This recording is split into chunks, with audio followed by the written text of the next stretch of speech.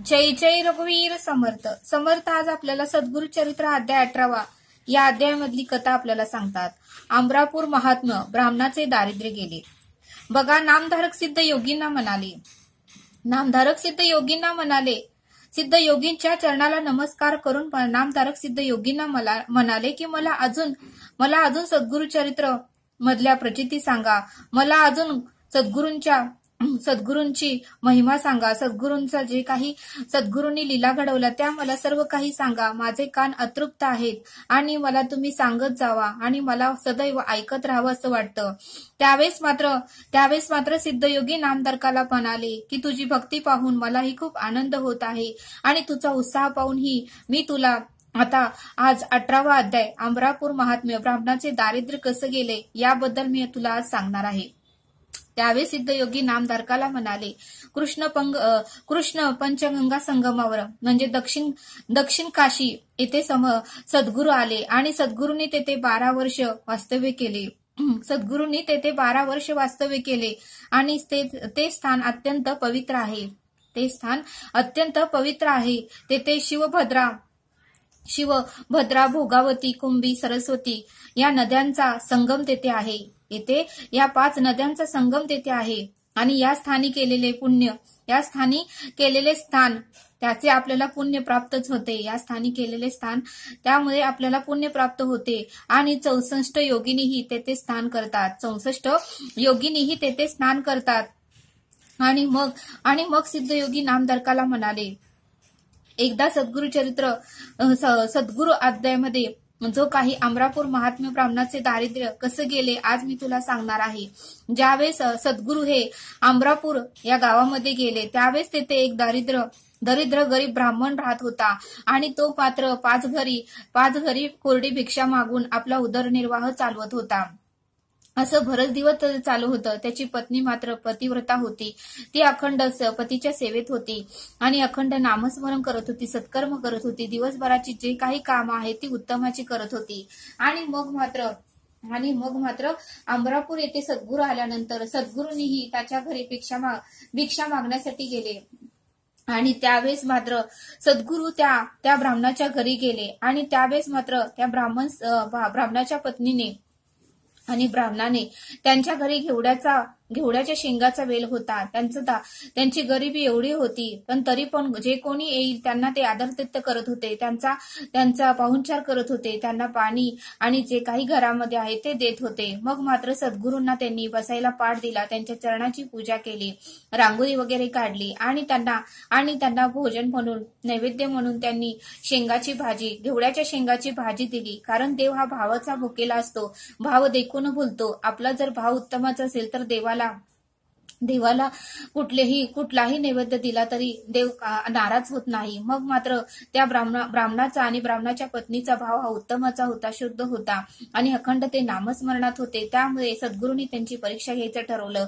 आणि मग मात्र सद्गुरू त्यांच्या घरी भिक्षा मागायला गेल्यानंतर मग त्यांच्या घरी फक्त घेवड्याच्या शेंगाच होत्या. त्यावेळी घेवड्याच्या शेंगाची भाजी सद्गुरूंना त्यांनी दिली. सद्गुरूंनीही कोणतीही तक्रार न करता तो प्रसाद स्वीकार केला. आणि मग मात्र ज्यावेळेस सर्व काही झालं त्यावेळेस सद्गुरू तेथून जाण्यासाठी निघाले. त्यावेळेस मात्र सद्गुरूंना तो घेवड्याचा वेल दिसला आणि त्यांनी कोणताही विचार न करता तो घेवड्याचा वेल तोडून टाकला. आणि मग मात्र त्या ब्राह्मणाला सांगितलं, आणि जो काही राहिलेला घेवड्याचा वेल आहे तो आज तो मुळासकट उपटून टाक.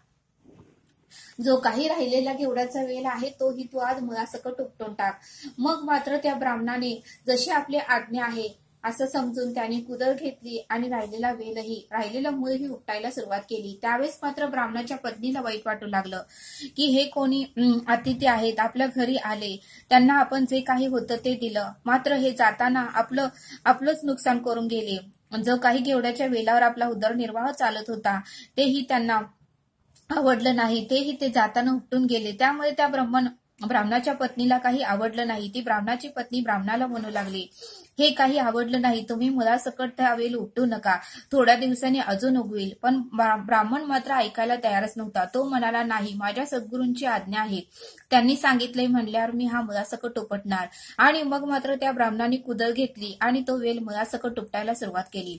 आणि मग मात्र बराच खड्डा खांदल्यानंतर आणि मुलासकट ते वेल उपटल्यानंतर आतमध्ये मात्र सोन्याने भरलेला हंडा त्यांना दिसला. आणि मग मात्र त्या ब्राह्मणाच्या पत्नीला खूप आनंद झाला आणि त्या ब्राह्मणालाही आनंद झाला. आणि मग त्यांनी पूर्णपणे खड्डा खांदून तो सोन्याचा हंडा बाहेर काढला. आणि मग मात्र त्यांना सद्गुरूंची त्यांना प्रचिती आली. आणि मग मात्र त्यांना वाटू लागले दोघांना की हे कोणी सामान्य मनुष्य नाही, हे सत्पुरुष आहेत, हे सद्गुरू आहेत. आणि मग मात्र दोघांनीही ठरवलं आपलं चुकलं. ती ब्राह्मण पत्नी म्हणाली की माझं चुकलं, मी आता सद्गुरूंची माफी मागणार आहे. मी त्यांना अविश्वास दाखवला. मी म्हणत होते की त्यांनी माझं नुकसान केलं, पण ते परब्रह्म होते, ईश्वर होते. मी त्यांना ओळखलं नाही. मला त्यांची माफी मागायची आहे आणि त्यांच्या चरणाची पूजाही करायची आहे. मग मात्र दोघांनीही संगमावर जायचं ठरवलं. आणि दोघंही ब्राह्मण आणि ब्राह्मणाची पत्नी संगमावर गेले. आणि दोघांनीही सद्गुरूंच्या चरणाची पूजा अर्चा केली, फुलं वाहिले, सद्गुरूंच्या चरणावर स्वस्तिक काढलं, रांगोळी काढली. आणि मग मात्र ते दोघंही सद्गुरूंचरणी शरण गेले. आणि दोघांनी भक्तिभावाने सद्गुरूंना साक्षात दंडवत घातला आणि त्यांची भक्तिभावाने पूजा केली. आणि मग मात्र ती ब्राह्मणाच्या पत्नीने सद्गुरूंची माफी मागितली. ब्राह्मणानेही सद्गुरूंना साक्षात दंडवत घातला. आणि सद्गुरू म्हणाले, हे काही जो प्रकार घडलेला आहे तो कोणालाही तुम्ही सांगू नका. जर तुम्ही कोणाला सांगितलं तर तुमचं सर्व काही, तुमची जशी परिस्थिती होती तशीच राहील. त्यामुळे तुम्हाला जी प्रचिती आली आहे ती कोणालाही तुम्ही सांगू नका. आणि तुमचं दारिद्र्य आजपासून पूर्णपणे नष्ट झालं आहे. तुम्हाला सुख, समाधान आणि शांती लाभणार आहे. आणि तुमचं वैभव असं सदैव राहणार आहे. तुम्हाला कशाची काहीही कमतरता पडणार नाही. तुमच्या भक्तीवर, तुमच्या नामस्मरणावर, तुमच्या सत्कर्मावर माझा पूर्णपणे विश्वास होता. आणि म्हणूनच त्याचं फळ मी तुम्हाला दिलेलं आहे. तुमचा प्रामाणिकपणा मला खूप आवडला, असं सद्गुरू ब्राह्मण आणि ब्राह्मणाच्या पत्नीला, म्हणजे त्या ब्राह्मणाच्या पत्नीला म्हणाले. आणि मग त्या दोघांनीही सद्गुरूंच्या संगमावर गेल्यानंतर त्यांची पूजा अर्चा करून, नमस्कार करून ते परत घरी आले. अशा प्रकारे अमरापूर महात्म्य, ब्राह्मणाचे दारिद्र्य गेले, या कथेतून हा 18वा अध्याय इथे समाप्त होतो. असं सिद्धयोगीने नामधारकाला सांगितलं. त्यावेळेस मात्र नामधारकाला ही कथा ऐकून ही खूप आनंद झाला आणि नामधारकानेही सिद्धयोगींना नमस्कार केला. अशा प्रकारे 18वा अध्याय इथे समाप्त होतोय. तरी आता आपण इथेच थांबूया. धन्यवाद. जय सद्गुरू.